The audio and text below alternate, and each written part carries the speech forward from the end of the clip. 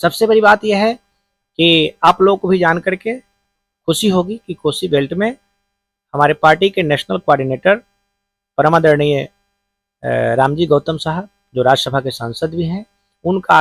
आगमन जो है आगामी 2 अगस्त 2025 को इस कोसी बेल्ट में होने जा रहा है। जिसमें खास करके सुपौल जिला और मधेपुरा जिला के जिम्मेवार साथियों ने संयुक्त कार्यक्रम करने का निर्णय लिया है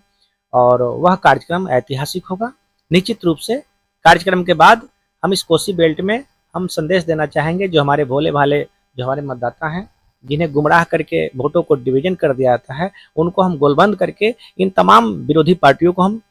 जवाब देने का काम करेंगे। कितने सीटों पर सर इस बार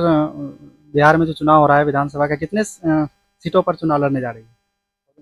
हमारी नेता आदरणीय बहन कुमारी मायावती जी एक बार नहीं कई बार जो है प्रेस कॉन्फ्रेंस के माध्यम से, ट्वीट के माध्यम से भी बिहार के लिए बोल चुकी हैं कि बिहार के सभी 243 सीटों पर हमारी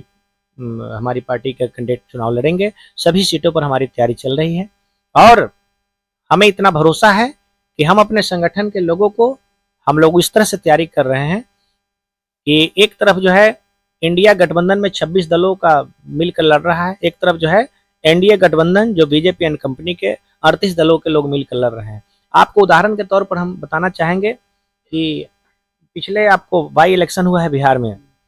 हम बाई इलेक्शन में 2 सीटों पर चुनाव लड़े थे, रामगढ़ और तराड़ी में लड़े थे। रामगढ़ कैमूर में पड़ता है और तराड़ी आपको आरा में पड़ता है। आप उसका रिजल्ट देखे होंगे कि 26 दल मिलकर के कांग्रेस और आरजेडी चुनाव लड़ी और 38 दल मिलकर के आपको बीजेपी नीतीश एंड कंपनी चुनाव लड़े और वहां पर हमारे जो कैंडिडेट थे, एक साधारण हम वर्कर को चुनाव लड़ाए। पिंटू यादव और सतीश यादव और पिंटू यादव हमारे कैंडिडेट थे। हमारे पार्टी के प्रदेश के महासचिव हैं, वर्कर के चुनाव लड़ाया गया। हमारे सारे कार्यकर्ताओं ने एकजुट होकर के मेहनत करके हमारे कैंडिडेट को करीब 60,895 वोट हमारे कैंडिडेट को आया,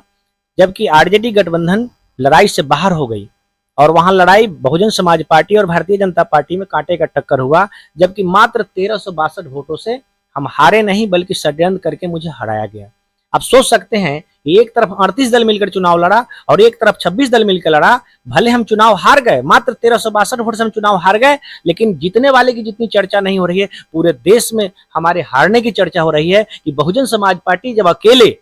अकेले इतने बड़ी 2 ताकतों को जब जवाब दे रही है, निश्चित रूप से बहुजन समाज पार्टी के चाहने वाले बिहार में काफी लोग हैं और